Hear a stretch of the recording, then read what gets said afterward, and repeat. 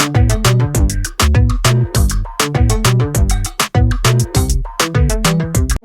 Morning friends, स्वागत आहे तुमचं आणखी एका नवीन व्हिडिओमध्ये. आता मी आहे डोंबिवली स्टेशनला आणि मी चाललो आहे खोपोलीला.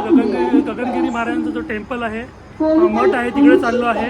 आणि आज माझ्यासोबत असणार आहे ओंकार. आता मी ट्रेनची वाट बघतो. ट्रेन येईलच 5 मिनिटामध्ये. जस्ट आता आम्ही पोचलो खोपोली स्टेशनला आणि इथून जे गगनगिरी महाराजांचं मठ आहे तिथून वॉकिंग 10 मिनिटावरती आहे. आता आम्ही तिथून निघालो आहे, तर तुम्ही व्हिडिओ शेवटपर्यंत नक्की बघा. आता मी खोपोली स्टेशनवरनं चाललो आहे. वॉकिंग 10 मिनिटाचा डिस्टन्स आहे.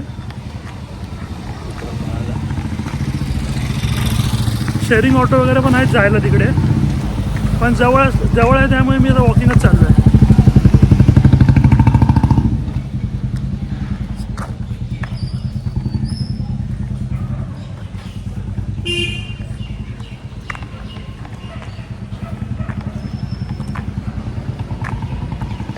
आता जस्ट मी पोचलो आहे गगनगिरी महाराजांचं जे मठ आहे. पाठीमागे तुम्ही पाहू शकता, एंट्रन्स आहे तिकडे पाठीमागे.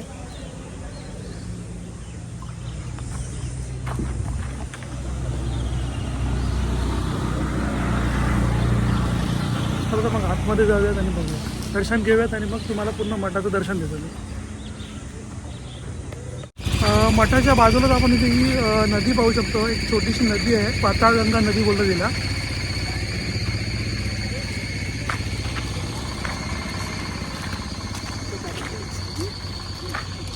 सध्या उन्हाळा असल्या कारणाने पाणी नाही आहे, पण पावसाळ्यात तिकडे भरपूर पाणी असतं.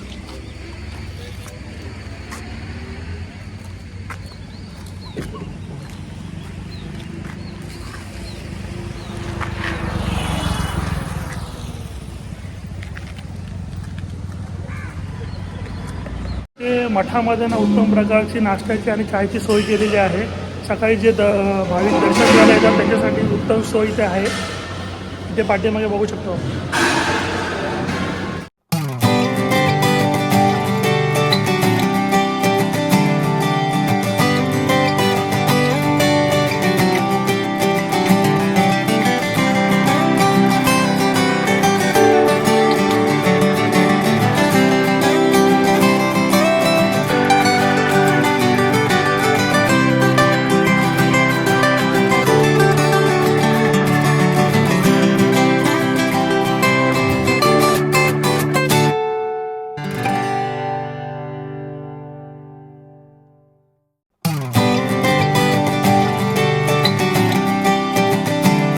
आत्ता जस्ट आम्ही दर्शन घेऊन बाहेर आलो आहे आणि खूपच सुंदर असा मठ आहे हा. आणि खूपच स्वच्छता खूप इथे राखली गेलेली आहे.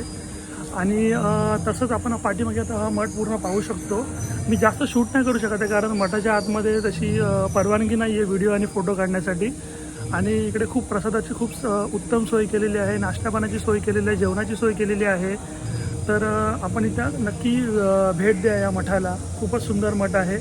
आणि इकडे पाहू शकता आपण पाठीमागे मठाचा पूर्ण परिसर आपण इथे आपल्याला बघायला मिळतो. आणि जर आपल्याला इथे भोजनालयाची पण सोय आहे, तर आपल्याला इथे कुपनाची वेळ आहे 10 ते 1:30 वाजेपर्यंत आपल्या इथं कुपन अवेलेबल आहेत. आणि भोजन जे दुपारचं जेवण आहे त्याचं टायमिंग आहे 1 ते 2 मध्ये. आणि सकाळी नाश्त्याची सोय 9 ते 10 मध्ये आहे.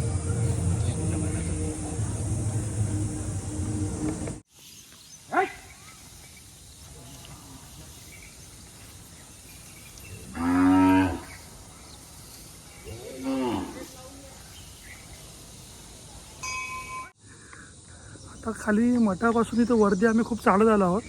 तिथे एक गुहा आहे वरती, ती बघायला आता आम्ही चाललो आहे. भरपूर आहे, जवळजवळ तुम्हाला एक 15 मिनटं तरी वरती चालायला लागतं. खूप चढ आहे इकडे, पाठीमागे तुम्ही पाहू शकता. तर आम्ही चालत वरती चाललो आहे. जवळच एक 5 मिनटात आम्ही तिथे पोचू.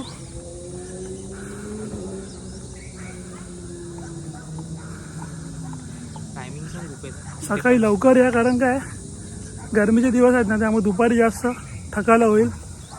सकाळी लवकर आलं तर असं थंड वातावरणामध्ये आपल्याला पटापट फिरायला मिळतं.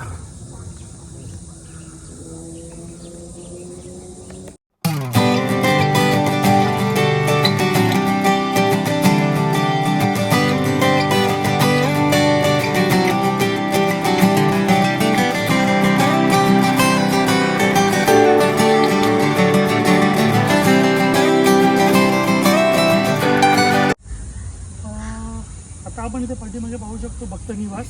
तिकडे राहण्याची वगैरे जे पण भाविक येतात तिकडे त्यांची राहण्याची वगैरे सोय इथे आहे. तिथे राहू शकता तुम्ही लोक.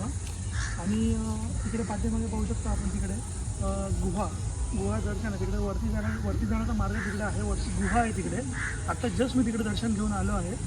तर इकडनं जाण्याचा मार्ग आहे. इथून जवळपास 15 ते 20 मिनटं लागतात तिकडे वरती पोहोचण्यासाठी.